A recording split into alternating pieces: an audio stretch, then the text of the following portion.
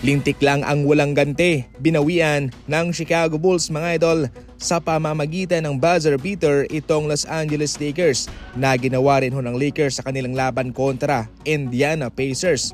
Pero mas malupit lang itong ginawa ni Josh Giddey. Half court ang kanyang tinira mga idol para maipasok ang 3-point line para ma-choke, ma-upset itong Los Angeles Lakers. Paborito na sana ang Los Angeles Lakers na manalo sa kanilang laban sapagkat malaki ang kanilang kalamangan papasok ng 12 seconds sa fourth quarter. 5 puntos ang kanilang hinahawakang kalamangan laban sa Bulls pero sila'y nag-choke.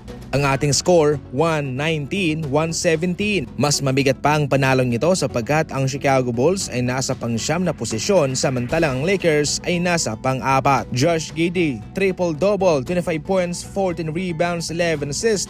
Reeves 30 points, Luka 25 points, 10 rebounds, LeBron 17 points, 12 assists. Sa pagbabalik ni Anthony Davis, nanalo ulit itong Dallas Mavericks sa pangunguna ni Jaden Hardy. Siya ay tumala ng 25 points, 3 rebounds and 5 3-pointers para matalo ang Orlando Magic. Hindi basta-bastang team itong kanilang tinalo. Orlando Magic ito mga idol, ito'y nang-upset ng malakas na team. Pero kahit na pilay itong Dallas Mavericks, kanilang dinumina ang kanilang laban.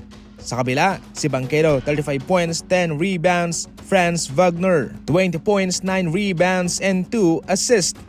Sa ibang mga balita naman, ayon mismo sa isang analyst na si Bonta Hill, hindi pa nagpapanik itong Golden State Warriors at sa katunayan, nasa magandang posisyon itong Golden State Warriors. Kitang-kita ang pag-i-struggle ng Golden State Warriors dahil yan sa pagka-injured ni Stephen Curry pero malaki naman ang kanyang paniniwala na kapag ito'y bumalik na, siguradong sila'y mananalo na ng mga laban. Hindi rin may isasantabi yung factor na nagkaroon din ng magandang laruan ang kanilang mga kalaban na siyang nagresulta sa kanilang pagkatalo. Gayunpaman, sa pagbabalik ni Stephen Curry ay malaki ang posibilidad na sila'y makakabawi din naman.